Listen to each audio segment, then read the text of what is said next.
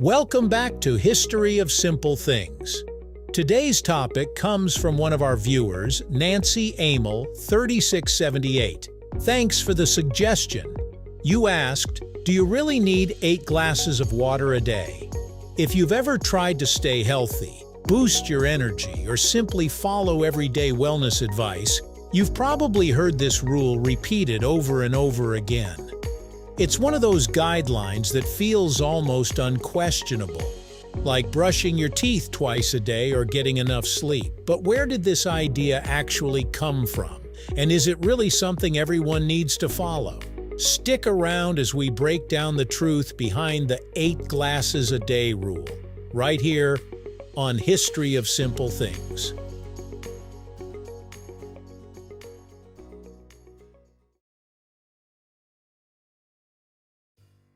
The idea of drinking 8 glasses a day likely traces back to a recommendation from the mid-20th century.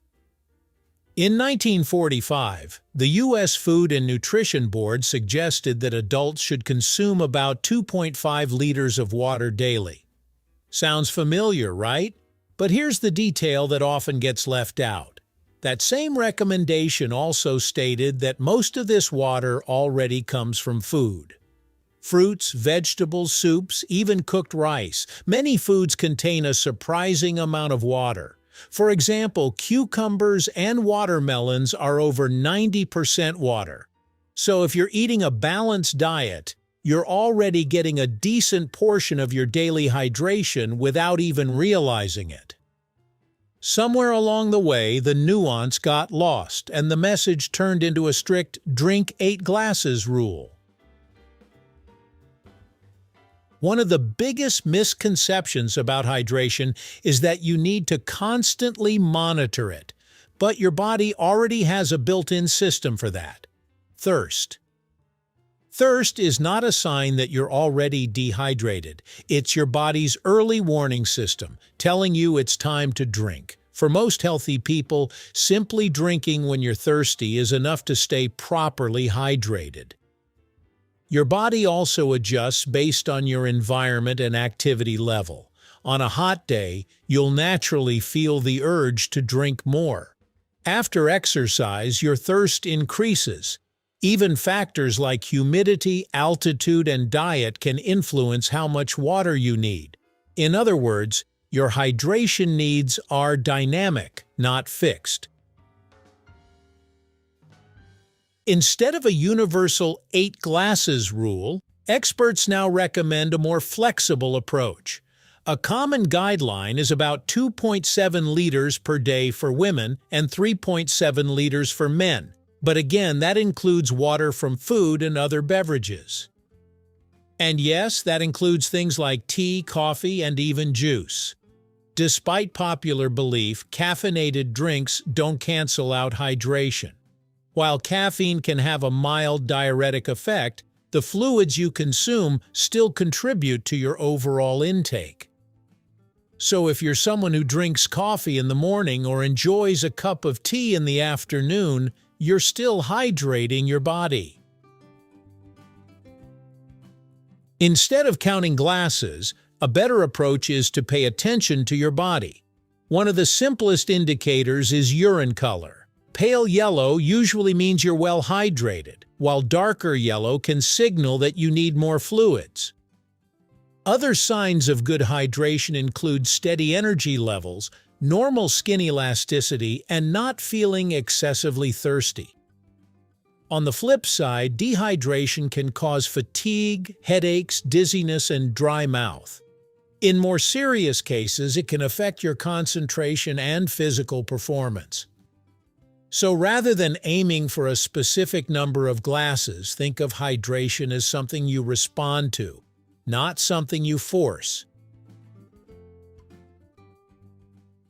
Of course, there are times when the standard advice doesn't fully apply.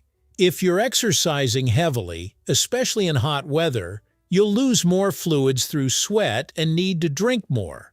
The same goes for people who work outdoors or in physically demanding jobs. Pregnant and breastfeeding individuals also require more fluids.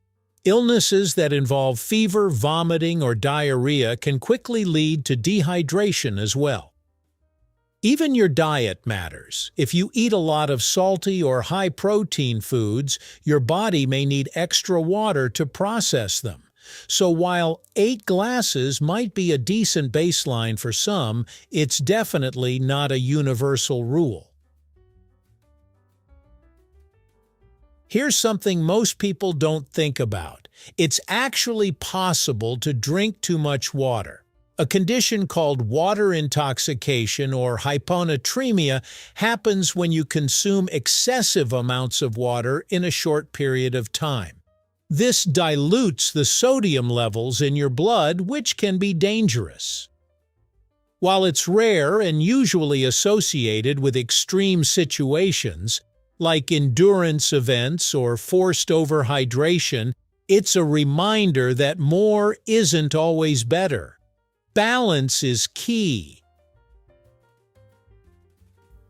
Hydration doesn't just affect your body, it also plays a role in how well your brain functions. Even mild dehydration, as little as a 1 to 2% drop in your body's water levels, can begin to impact concentration, memory, and overall mental clarity. You might not immediately feel dehydrated, but subtle signs like fatigue, slight headaches, or difficulty focusing can start to creep in without you noticing. This is why staying hydrated throughout the day can make a real difference, especially during mentally demanding tasks like studying, working, or driving. It's not about forcing yourself to drink constantly, but rather avoiding long stretches without fluids. So while the 8 glasses a day rule may not be exact, the idea behind it holds some truth. Your brain simply performs better when your body has the water it needs. So, do you really need 8 glasses of water a day? Not exactly. It's a simple guideline, but it doesn't account for individual differences, lifestyle, or the water you already get from food and other drinks. A better approach is to listen to your body. Drink when you're thirsty, adjust based on your activity and environment, and keep an eye on basic signs like urine color and energy levels.